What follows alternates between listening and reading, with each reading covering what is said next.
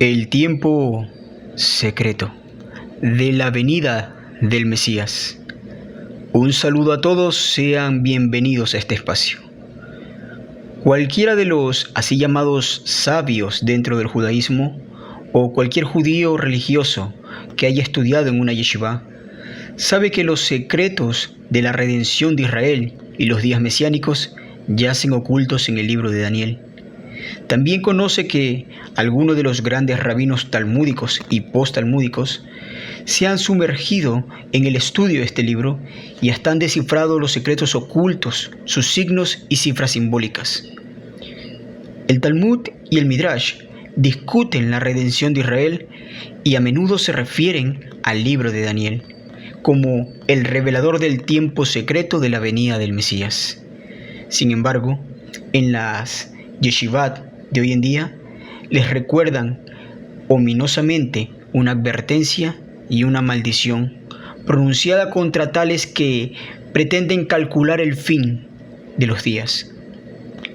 El Talmud dice que caigan los que traten de calcular el fin, porque dicen que siendo que el tiempo de la venida o de su venida, hablando del Mesías, ha llegado y él no vino, por tanto, no vendrá nunca. Sanedrín 97b. Esa extrema condenación puede entenderse cuando se considera el error que cometió Rabbi Akiva, designando a Bar Kokhba como el Mesías, un fracaso total. Rabbi Akiva hizo la inferencia a partir del verso, aún un poco, dentro de poco, y estremeceré los cielos y la tierra, el mar y la tierra seca, de Ageo 2.6, de que Shimon Bar Kokhba era el Mesías, aunque este reinó solamente por 2 años y medio. En las yeshiva, por lo tanto, se les advierte que los secretos están en las escrituras, pero que es muy peligroso hacer presunciones o cálculos, no sea que lleguen a conclusiones erradas como Rabbi Akiva. El Midrash incluso afirma lo siguiente: a 2 hombres se les reveló el fin, es decir, a Jacob en Génesis 49.1, cuando dijo, para decirte lo que acontecerá en los Saharit Kahayamim, en los últimos tiempos, y también a Daniel, en su capítulo 12 del 1 al 4. Y en ese tiempo será librado tu pueblo, pero tú, Daniel, sella las palabras, así que aún estos 2 hombres se les prohibió revelar lo que ya sabían. Entonces, ¿cuándo vendría el Mesías? Los estudios de los sabios del judaísmo, que al menos son académicamente honestos, llegan a la conclusión de que si las fechas de las escrituras son correctas, entonces el Mesías debió haber llegado en el primer siglo de nuestra era, o al menos en sus alrededores, rondando esa época. En una porción talmúdica está escrito acerca del tiempo de la era mesiánica. Dice, la escuela de Eliyá enseña, el mundo ha de existir por 6.000 años, 2.000 años vacíos sin Torá, 2.000 años con la Torá de Moisés y 2.000 años en los tiempos mesiánicos. Los 2.000 años que hacen referencia al tiempo mesiánico mencionados en este pasaje talmúdico pueden ser entendidos como los llamados días postreros, días del fin, últimos días, los cuales es un periodo que debe cumplirse después de la primera aparición del Mesías, el siervo sufriente.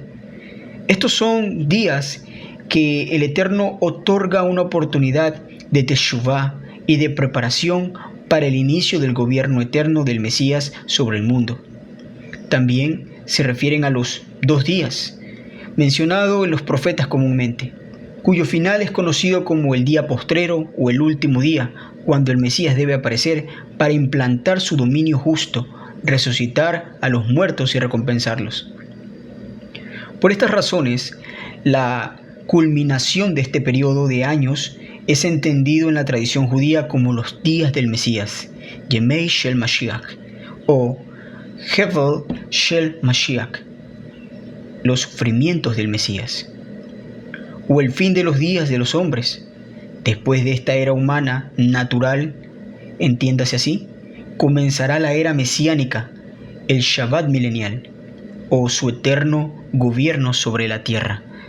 Muchos mesías que florecieron durante ese periodo, reclamando ser redentores, fueron todos desengaños muy grandes. Finalmente, vino Shimon Bar Koshiva, a quien Rabí Akiva llamó Bar Kokhba, hijo de la estrella, adjudicándole una profecía encontrada en el libro de Números. Aunque estuvo activo en la primera parte del siglo II, Rabí Akiva lo ajustó en su concepción y en literatura al reclamo mesiánico, también apoyado en lo que Daniel decía y en sus tiempos. Sin embargo, para la mayoría del pueblo judío, Bar Koshiva fue una tragedia y un chasco, y lo reconocen. Aparte de la pérdida de decenas de millares de judíos en la derrota que tuvo en Bet-Tar en el año 135, sus actividades resultaron ser indescriptibles sufrimientos para el pueblo superviviente de la época. Acarreó más que tragedias para su pueblo en aquella época. En una porción rabínica del siglo XI leemos: ¡ay, porque la salvación de Israel pereció! Pero vino una voz del cielo diciendo: Elías no es como piensas, pero él estará 400 años en el gran mar y 8 años con los hijos de Corab, donde sube el humo, y 80 años en la entrada de Roma, y el resto de los años viajará por las grandes ciudades hasta el fin. Esta porción rabínica, basada en parte en el pasaje del libro de Lamentaciones que dice: ella no tiene a nadie quien le consuele. Menajá es la palabra. Menahem se entiende también. De todos sus amigos. El nombre del Mesías, que los rabinos también lo identifican, es Menahem ben Amiel. El Mesías entonces ha estado claramente vivo y bien por casi los últimos 2000 años. Según estos escritos rabínicos, su nombre es Menahem, el consejero consolador, Ben Amiel, hijo de Elohim que está con su pueblo. Comenzó a trabajar alrededor del Gran Mar, el Mediterráneo, y fue a Samaria, que es Corá, luego a Roma y posteriormente llegó hasta los confines del mundo. Podemos preguntar, ¿por qué se esperaba durante el primer siglo al Mesías? Claramente había una certeza de que tenía que aparecer en ese periodo.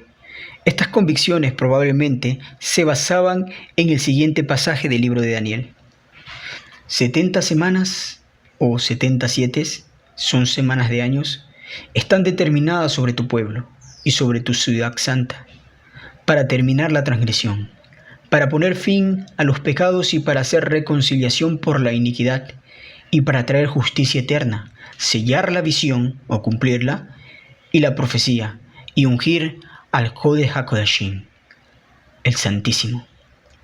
Esta revelación fue el resultado de las oraciones de Daniel, que fue otorgada por el ángel Gabriel para explicar el tiempo, la sustancia y las circunstancias de la redención de Israel.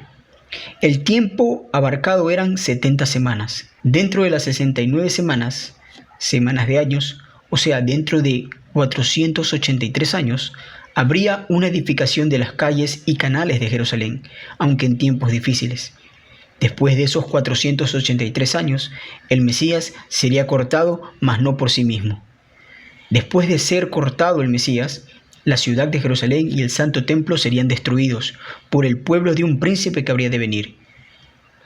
El Mesías habría de venir antes de la destrucción del templo. Este es el cuadro que Gabriel le dio a Daniel. Las autoridades rabínicas, a quienes se les consulte sobre este tema, cuando hagan referencia sobre el Mesías en la profecía de Daniel, ellos dicen que es el rey Agripa, descendiente de Herodes, a quienes se les llama Mesías, aquí a quien fue cortado antes de la destrucción del templo. Por tanto, el término Mesías se transfiere a un rey carnal, sencillo, incluso pagano, como el rey Agripa, edomita, o al desconocido Menahem ben Amiel, que registran los Midrashim que debió haber venido, pero que el pueblo de Israel no lo tuvo en cuenta. Por otra parte, se debe entender que Yeshua de Nazaret fue cortado 40 años antes de la destrucción del templo. Existe historia registrada en la Mishnah que 40 años antes de la destrucción del templo, muchas cosas cambiaron en la casa del Eterno. Milagros que antes ocurrían dejaron de pasar. Un testimonio de que algo aconteció 40 años antes de la destrucción del templo, pues el favor del Eterno fue quitado de en medio de ese lugar. La revelación dada a Daniel también trata de la substancia y circunstancia de la actividad del Mesías, para terminar la transgresión y para poner fin a los pecados, se le dice, y para hacer reconciliación por la iniquidad y traer justicia eterna. Es el Mesías en un rol sacerdotal, quien sería muerto, mas no por sí. Es el Mesías sufriente. En otras palabras, la muerte del Mesías está claramente conectada con la obra expiatoria que había de realizar los sacrificios del templo, pero excepto esta, que sería una obra cabal y cumplida mucho más que cualquier otro sacrificio del templo, pues está en un nivel diferente al que los sacerdotes acostumbran ministrar. Yeshua cumple perfectamente la tabla cronológica que está escrita en Daniel. Nadie más cualifica, ni el rey Agripa, ni el místico Menajén cumplen la profecía de Daniel. Nadie más se menciona que su muerte antes de la destrucción del templo tiene propiedades expiatorias, como ya lo hemos explicado antes. Yeshua es el Mesías, sin lugar a dudas. Y si Yeshua no es el Mesías, entonces nadie lo es, y no pueden esperar a otro.